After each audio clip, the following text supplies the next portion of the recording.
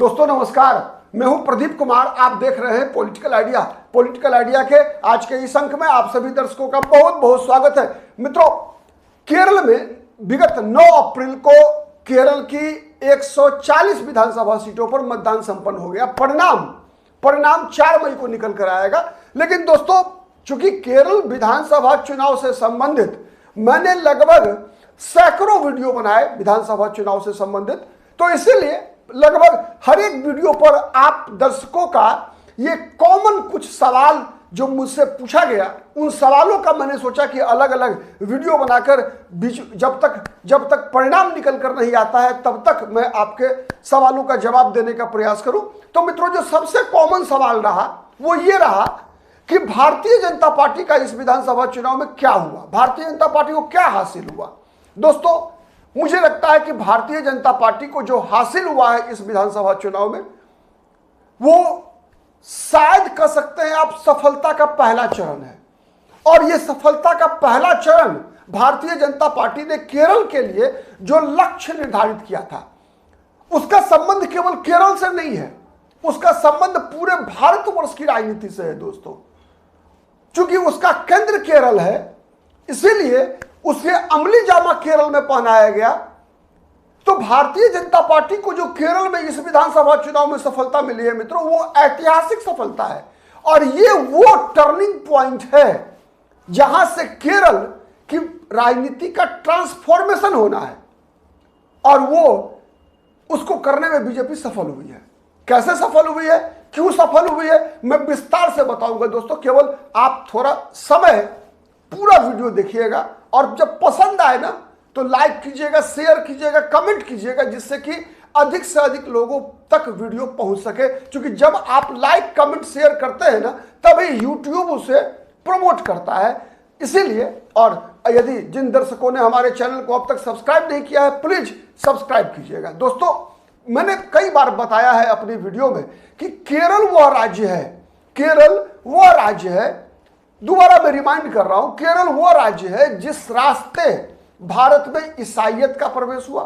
केरल वह राज्य है जिस रास्ते भारत में इस्लाम का प्रवेश हुआ। मतलब 52 ईस्वी में सेंट थॉमस पहला ईसाई था जिसने केरल में प्रवेश किया। मतलब ईसाईयत का प्रवेश केरल से हुआ, इस्लाम का प्रवेश केरल से हुआ अरब व्यापारियों के द्वारा। कम्युनिस्ट भी केरल के माध्यम से ही भारत में प्रवेश किया। पहली सरकार 1957 ईस्वी में केरल में बनी, सीपीआई की, कम्युनिस्ट पार्टी की। ईएमएस नंबूदरीपाद मुख्यमंत्री बने। आजाद भारत में, गौर से सुनिए, आजाद भारत में मतलब भारत के विभाजन के बाद दोबारा इंडियन यूनियन मुस्लिम लीग का भी जन्म, मतलब राजनीतिक जन्म, सबसे पहले केरल में ही हुआ। अब आप इन 4 चीज को याद रखिए, ईसाईयत का प्रवेश, इस्लाम का प्रवेश, कम्युनिज्म का प्रवेश और इंडियन यूनियन मुस्लिम लीग का भारत के विभाजन के बाद भी दोबारा, एक हिस्सा पाकिस्तान बनाने के बाद भी दोबारा केरल के रास्ते प्रवेश भारत की राजनीति में। अब आगे बढ़ते हैं। आगे बढ़ने का मतलब क्या है, केरल में इन चारों ने मिलकर, मैं बताऊं, इन चारों ने मिलकर, और याद रखिएगा इन तीनों को, मतलब ईसाईयत को, इस्लाम को और इंडियन यूनियन मुस्लिम लीग के फिर से भारत में विभाजन कराने के बाद भी अपनी गतिविधियों को शुरू करने को जस्टिफाई करने वाला संगठन सबसे पहले कौन था? CPI, communist party of India. मतलब भारत में जितना नुकसान इस्लामिक शासन काल के दौरान भारतीय सभ्यता, भारतीय संस्कृति को नहीं हुआ, उससे ज्यादा नुकसान कम्युनिज्म ने किया है भारत में। मैं बता रहा हूं आपको, भारत में वामपंथियों ने चौतरफा आक्रमण किया भारतीयता पर मैं बता रहा हूं। जब तक मित्रों अंग्रेजों का शासन था, जब तक मुगलों का शासन था, तब तक भी किसी को यह हिम्मत नहीं होता था कि बीच चौराहे पर कोई किस करे। बीच चौराहे पर मैं बता रहा हूं, बीच चौराहे पर खुलेआम सार्वजनिक रूप से ये कहे कि प्यार के लिए कोई बंधन की आवश्यकता नहीं है। मित्रों, जानवर भी जब कभी इस प्रकार से नर और मादा संबंध बनाते हैं तो कहीं ना कहीं किसी न किसी चीज का ओट ले लिया जाता है, मतलब किनारे हो जाते हैं। लेकिन यह सड़कों पर अपसंस्कृति, भारतीय संस्कृति का खुलेआम मजाक उड़ाने की जो प्रक्रिया भारत में शुरुआत हुई और जिसको जस्टिफाई किया, वो किया वामपंथियों ने। और माध्यम किसे बनाया? स्कूल और कॉलेजेज को। दोस्तों, जब तक इस देश के अंदर मुगल भी वो काम नहीं कर सके, अंग्रेज भी वो काम नहीं कर सके जो काम कम्युनिस्टों ने किया। क्या किया? बीच चौराहे पर जैसे जैसे इनका प्रभाव देश के अंदर बढ़ता गया, किया कांग्रेसियों ने, लेकिन कांग्रेसियों को भी करना सिखाया वामपंथियों ने, कम्युनिस्टों ने, कि बीच चौराहे पर गौवंश का वध करना। आपको याद है, बीच चौराहे पर केरल में ही कांग्रेस पार्टी के नेताओं ने क्या किया था? बीफ पार्टी किया था। बीच चौराहे पर गौवंश का वध हुआ और उसके बाद बीफ पार्टी किया। दोस्तों, डांस, ड्रिंक एंड डॉल की कल्चर, जवाहरलाल नेहरू विश्वविद्यालय आइडियल जगह, मैं बता रहा हूं आपको। दोस्तों, याद कीजिए, जवाहरलाल नेहरू विश्वविद्यालय, आप में से जितने भी दर्शक गए होंगे, थोड़ा अब तो घटा है मोदी के आने के बाद। उससे पहले स्थिति थी क्या? अगर कोई जवाहरलाल नेहरू विश्वविद्यालय में कोई सेमिनार हो रहा है तो वहां के छात्र और वहां के शिक्षक, आप सोचिएगा कि कितना नुकसान किया है वामपंथियों ने। इस्लाम, ईसाइयत की तुलना में भी सैकड़ों गुना ज्यादा भारतीयता को नुकसान पहुंचाया इन लोगों ने। कैसे? छात्र और शिक्षक एक साथ सिगरेट, शराब, डांस, और उसके बाद में बोल नहीं सकता, इन सब चीज के बीच जो संबंध था, उस संबंध को तार तार कर दिया इन वामपंथियों ने। किस चीज के नाम पर? किस चीज के नाम पर? आधुनिकता के नाम पर। मतलब जो अगर आप सिगरेट पीते हैं अगर शिक्षक के सामने, तो आप जो है आधुनिक हैं। अगर शिक्षक, छात्र, पुरुष, महिला सब मिलकर एक साथ शेयर, जिसे हम कहते हैं ना स्वैपिंग, माने अपने फीमेल पार्टनर्स का, हमारे यहां भारतीय संस्कृति में फीमेल पार्टनर का मतलब क्या होता है? पत्नी। पत्नी का मतलब क्या होता है? अर्धांगिनी। पत्नी का मतलब क्या होता है? जीवन संगनी। लेकिन वामपंथियों के अनुसार वो केवल सेक्स पार्टनर है। सही है, गलत है? मतलब पत्नी को केवल और केवल सेक्स पार्टनर बना देना। आप अनुमान लगाते हैं कितना बड़ा नुकसान है ये? आप कल्पना नहीं कर सकते हैं कि इन लोगों ने कितना नुकसान। भारत के इतिहास में जिन बातों को लिखने का, जिन बातों को जबरदस्ती बलात् डाल देने का साहस मुगलों ने नहीं किया, अंग्रेजों ने नहीं कर, अंग्रेज भी नहीं कर पाए। मैकाले ने तो बहुत बड़ी साजिश की, भारत के इतिहास को बदल देने की हद तक सफल भी हो गए, लेकिन उन कामों से भी बड़ा काम इन वामपंथियों ने किया। भारत की सामाजिक व्यवस्था में अफवाह के द्वारा झूठ परोसकर इतिहास की किताबों में ऐसे ऐसे झूठ इन वामपंथियों ने डाले। उदाहरण के लिए बता रहा हूं दोस्तों, छोटी सी बातें बता रहा हूं। हमारे पूर्वजों ने हमें क्या सिखाया कि श्वसन माने ऑक्सीजन का सबसे बड़ा सोर्स क्या है? ऑक्सीजन का सबसे बड़ा सोर्स क्या है? तुलसी, नीम, पीपल नहीं।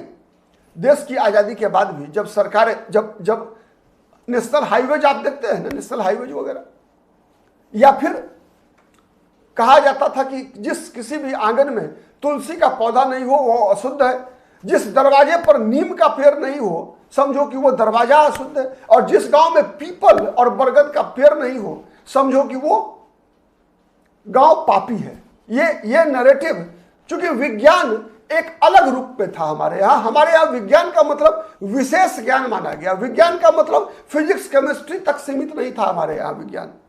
ठीक है, फिजिक्स केमिस्ट्री और पाश्चात्य जो सोच है विज्ञान के प्रति कि हिस्ट्री, फिजिक्स केमिस्ट्री और बायोलॉजी तक ही विज्ञान सीमित नहीं था। हमारे यहाँ विज्ञान में भूगोल भी आता है, विज्ञान में समाज शास्त्र भी आता है, विज्ञान के अंदर जो मानव चरित्र, जो जानवर और मनुष्य में अंतर पैदा करता है, क्योंकि ऊपर वाले ने हमें बताया, भारतीय विज्ञान ने यह कहा कि धरती पर मौजूद जितने भी तत्व हैं, चाहे वो चर हो या अचर हो, सबके सुरक्षा की जिम्मेवारी किसे है? मनुष्य की है।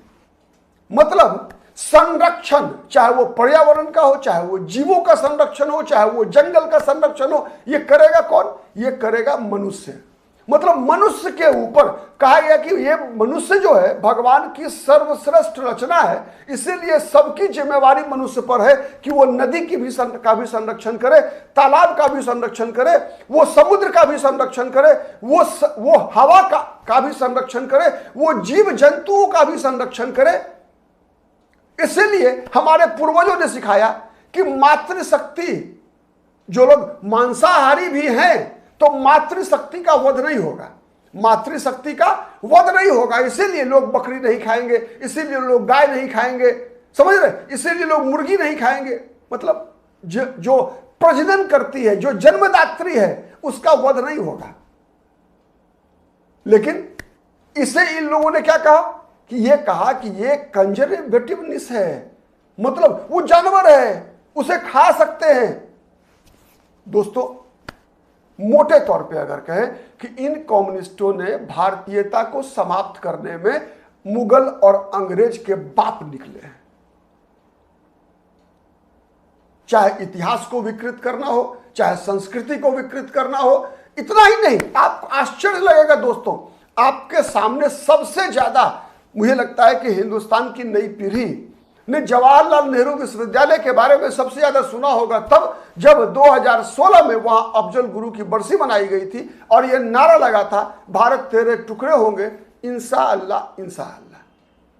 कश्मीर मांगे आजादी और भारतीय सेना कश्मीर में क्या करती है? तो रेपिस्ट है। यह सब जो नैरेटिव तैयार हुआ किन लोगों के द्वारा? आज जो कन्हैया कुमार केरल में कांग्रेस पार्टी के अभियान में एक हिस्सेदार थे, वो कन्हैया कुमार की पॉलिटिकल ट्रेनिंग राजनीतिक विद्यालय, राजनीतिक शिक्षा दीक्षा प्राथमिक से लेकर इंटरमीडिएट लेवल तक की कहां हुई है? एआईएसएफ में हुई। कम्युनिस्ट नहीं, क्या सिखाया गया उसे? सिखाया गया कि भारतीय सेना रेपिस्ट है, सिखाया गया कि कश्मीर के आतंकवादी जंगजू हैं, क्या है? फ्रीडम फाइटर हैं। लेकिन बताया गया कि आतंकवाद का रंग नहीं होता, आतंकवाद का धर्म नहीं होता, आतंकवाद किसी चेहरे में नहीं, कपड़े में नहीं होता। यह नैरेटिव किसने तैयार किया भारत में? आतंकवादियों के भी मानवाधिकार होते हैं, लेकिन भारत की सेना के मानवाधिकार नहीं होते, भारत के पारामिलिट्री फोर्स के कोई मानवाधिकार नहीं होते। ये बातें भारत की जनता को किसने सिखाई? सबसे ज्यादा सिखाया कम्युनिस्टों ने। आज अगर आप, कई बार आपको लगता होगा दोस्तों कि भारत में कांग्रेस पार्टी, क्योंकि आज कन्हैया कुमार कांग्रेस पार्टी में अधिकतर जो कम्युनिस्टों की दूसरी पीढ़ी अब सीपीआई सीपीएम में राष्ट्रीय स्तर पर कांग्रेस में जा चुकी है, क्योंकि मालूम है कि अब सीपीआई सीपीएम से के टिकट पर विधानसभा लोकसभा चुनाव जीतना असंभव है। केरल कम्युनिस्ट केवल केरल तक सीमित हो गए। तो कम्युनिस्टों का केरल वो अंतिम किला है मित्रों, अंतिम किला है। मैं बता रहा हूं, जहां से इन कम्युनिस्ट बुद्धिजीवियों, जो बौद्धिक कचरा जो फैलाने वाले लोग हैं, they are financed by Kerala government. They, उन लोगों का संरक्षण अंतिम किला है वामपंथ का केरल। इसीलिए भारतीय जनता पार्टी का अगर केरल में मैं बताऊं सरकार, यदि बीजेपी इस बार केरल में वामपंथियों की सरकार नहीं बन रही है तो यह भारतीय जनता पार्टी के लिए सबसे बड़ी विजय है, सबसे बड़ी विजय मैं बता रहा हूं, ऐतिहासिक विजय। आप कहेंगे इससे पहले भी वामपंथी हारे हैं, कांग्रेस की सरकार रही है। तो सवाल यह उठता है कि क्या उन दिनों नरेंद्र मोदी की सरकार थी दिल्ली में? क्या उन दिनों भारतीय जनता पार्टी कम्युनिस्ट पार्टियों की कमजोरी का लाभ उठाने में सक्षम थी? नहीं। 2016 के बंगाल विधानसभा चुनाव में कांग्रेस और कम्युनिस्टों को कितना वोट मिला था? लगभग 40%। कांग्रेस और कम्युनिस्टों को लगभग 40% वोट मिला था 2016 के पश्चिम बंगाल के विधानसभा चुनाव में। और 2021 में कितना वोट मिला दोनों को मिलाकर? लगभग 8%। और बीजेपी को 10% मिला था, बीजेपी पहुंच गई 38। किसका वोट आया बीजेपी के पास? किसका वोट आया? आज भी यदि वामपंथी हार रहे हैं दोस्तों, तो उसका एकमात्र कारण है बीजेपी के द्वारा वामपंथियों का वोट काट लेना। क्योंकि केरल के मुसलमान 100% कांग्रेस के साथ है, इंडियन यूनियन मुस्लिम लीग के साथ है। कम्युनिस्ट पार्टी केवल और केवल हिंदू, इजावा, दलित, आदिवासी, मतलब गरीब दलितों, पिछड़ों, आदिवासियों को बेवकूफ बनाकर इनका मानसिक शोषण करके अब तक केरल के राजनीतिक इतिहास में, राजनीति में रिलेवेंट बनी हुई है। ये रिलेवेंस खत्म हो रहा है केरल से जब यहां सीपीआई, मतलब जो लेफ्ट फ्रंट है, एलडीएफ की सत्ता जा रही है। तो कांग्रेस से आप बताइए ना, जहां जहां कांग्रेस से बीजेपी का मुकाबला हुआ है, वहां वहां कहीं कांग्रेस बची है? सीधा सवाल मैं कर रहा हूं, आप बताइए, एक राज्य बताइए जहां पर कि कांग्रेस से बीजेपी का सीधा मुकाबला हुआ और वहां कांग्रेस अब मजबूत है पहले की तरह। कांग्रेस को बीजेपी ले लेगी ऐसे। असली लड़ाई थी वामपंथ से है। आज कांग्रेस का भी वामपंथीकरण हो चुका है दोस्तों। आज जब आपको याद होगा, जब अफजल गुरु की बरसी के दिन जब जवाहरलाल नेहरू विश्वविद्यालय में वो घटना घट रही थी, जब वो नारेबाजी हो रही थी, उस दिन उन लोगों के साथ एकजुटता प्रदर्शित करने के लिए पहुंचे थे राहुल गांधी और कांग्रेस पार्टी के नेता आनंद शर्मा, याद है? उसके बाद से ही कांग्रेस पार्टी का वामपंथीकरण हो गया। और उसके बाद से एक जमाना था दोस्तों, 1900 आप कह सकते हैं 1969 से पहले तक, लगभग 1969 से पहले तक Congress party was known as a Hindu party. बंटवारा इसी कारण हुआ था ना। बंटवारा भारत का जब हुआ तो मुस्लिम लीग और कांग्रेस के बीच बंटवारा हुआ था। कांग्रेस के हिस्से आया हिंदू, मुस्लिम लीग के हिस्से गई कांग्रेस, पाकिस्तान, मुसलमान। नहीं, यही था ना बंटवारा। तो 1969 तक कांग्रेस पार्टी मानी जाती थी हिंदुओं की पार्टी। इंडियन यूनियन मुस्लिम लीग का गठबंधन हुआ करता था उन दिनों सीपीआई के साथ। कांग्रेस के साथ तो मुस्लिम लीग 76 में, 72 में आई दोस्तों, 1972 में। उससे पहले तो वामपंथियों के साथ थी। तो इसीलिए केरल में भारतीय जनता पार्टी की ये एक ऐतिहासिक जीत है और इसका प्रभाव केवल केरल तक सीमित नहीं रहने वाला है, पूरे देश भर में इसका प्रभाव पड़ने वाला है। आप याद कीजिए, नेता भले ही कन्हैया कुमार था जवाहरलाल नेहरू विश्वविद्यालय में एआईएसएफ का प्रेसिडेंट, लेकिन आज भी जवाहरलाल नेहरू विश्वविद्यालय में एआईएसएफ, एसएफआई, एआईएसए, आईसा, ऐसे जितने भी वामपंथी छात्र संगठन हैं, इनका कैडर सबसे ज्यादा केरला से है, सबसे ज्यादा केरल से है। आप कोई आंकड़ा निकाल कर देखिए, आप, सबसे ज्यादा केरल से है। इनकी ताकत है केरल, जहां आम हिंदुओं को सिखा दिया गया केरल में कि बीफ खाना कोई गलत काम नहीं है। बीफ खाना कोई गलत काम नहीं है। मुस्लिम लड़कों के साथ शादी करना आधुनिकता का प्रतीक है। मुस्लिम लड़कों के साथ शादी करना हिंदू लड़कियों का आधुनिकता का प्रतीक है। मतलब अंतर धार्मिक विवाह करना आधुनिकता का प्रतीक है। लेकिन ये वन वे रहेगा, मतलब हिंदू की बेटी मुसलमान के बेटे के साथ शादी कर सकती है, लेकिन अगर वो उल्टा हुआ, मतलब मुस्लिम बेटी अगर हिंदू बेटे के साथ शादी करेगी तो उस हिंदू लड़के की हत्या कर दी जाएगी बीच चौराहे पर। सच है या गलत है? ये वन वे ट्रैफिक चलाया कम्युनिस्टों ने। लव, प्यार के नाम पर, प्यार के नाम पर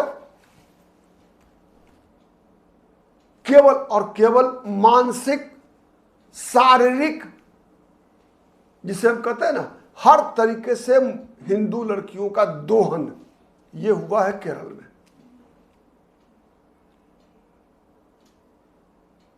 तो इसीलिए आप कितने सहमत हैं कमेंट करके बताइएगा, ठीक है? आप कितने सहमत हैं कमेंट करके बताइएगा। और दोस्तों, मेरा आग्रह रहेगा कि आपको अगर हमारा ये वीडियो पसंद आता है, लगता है कि ये इन बातों को पूरे अधिक से अधिक लोगों तक पहुंचनी चाहिए, तो प्लीज कमेंट कीजिए, लाइक कीजिए और शेयर कीजिए जरूर, जिससे कि अधिक से अधिक लोगों तक ये बातें पहुंचे। सबको पता होता है मित्रों, हर बात पता होता है, आपको भी पता होगा जो बातें मैंने बताई, लेकिन कहा जाता है ना कि 100 में 90 लोग सोए हुए होते हैं, तो इन सोए हुए लोगों को जगाने की आवश्यकता है दोस्तों। और जगते कब है मालूम है? एक बार अगर आपका अलार्म बजे तो आपकी नींद खुलेगी कोई आवश्यक नहीं है, बराबर बजाते रहने की आवश्यकता होती है। तब यह समाज बहुत दिनों तक गुलामी का शिकार रहा है, इतना जल्दी नहीं जगेगा। इसलिए यह परिवर्तन, जो परिवर्तन पूरे भारत में होना है आने वाले दिनों में, उसके लिए केरल में वामपंथ का अंतिम किला ध्वस्त होना ऐतिहासिक आवश्यकता थी, और वो हो रहा है। इसीलिए मैंने कहा कि भारतीय जनता पार्टी ने केरल में पहला चरण जीता है, अभी कई चरण बाकी हैं। आज के लिए इतना ही, फिर मुलाकात होगी किसी दूसरे मुद्दे पर। तब तक के लिए नमस्कार।